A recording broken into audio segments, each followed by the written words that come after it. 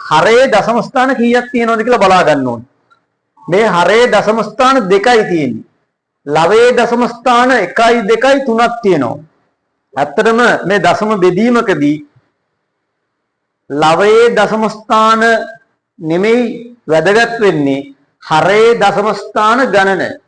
හරේ දශම ස්ථාන දෙකක් තියෙනවා. ඒ හරේ දශම ස්ථාන දෙක අපි නැති කරගන්න ඕනේ. මේ හරේ දශම ස්ථාන දෙක නැති කරගන්න අපි 100න් ගුණ කරනවා හරය. හරය 100න් ගුණ කරගත්ත හින්දා ලවයත් 100න් ගුණ කරන්න ඕනේ. ගාන එතකොට වෙනස් වෙන්නේ නැහැ නේ. එහෙනම් හරය 100න් ගුණ කරනම වෙන්නේ දශම ස්ථාන දෙකක් පස්සට යනවා 0.02 ලැබෙනවා. මේ තියෙන්නේ හරය. ඊට පස්සේ ලවය 100න් ගුණ කරාම දශම ස්ථාන දෙකක් පස්සට යනවා මෙතනට යනවා දශම තිත ඒ කියන්නේ 0.0.0 ඔහොම වෙනවා.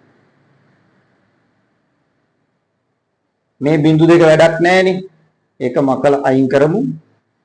මෙතනත් දෙක නෙමේ තියෙන්නේ නිසා මේකත් වැඩක් නැහැ.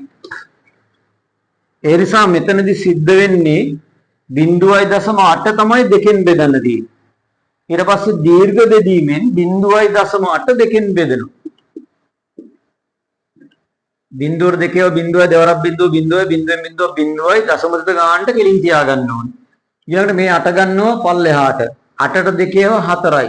දෙවරක් 4 8යි 8න් 8ක් බිංදුවයි. හරි එහෙනම් උත්තරය 0.4යි. හැබැයි සැලකිලිමත් වෙන්න මේක හරියට ලියන්න කොටු කඩදාසියක ලියනකොට එක කොටුවක එක ඉලක්කමයි ලියන්නේ 0.4 දශම තිත මෙතන මෙහෙම යටින් තියන්නේ ඔන්න ඔහොමයි ඔක ලියන්නේ 0.4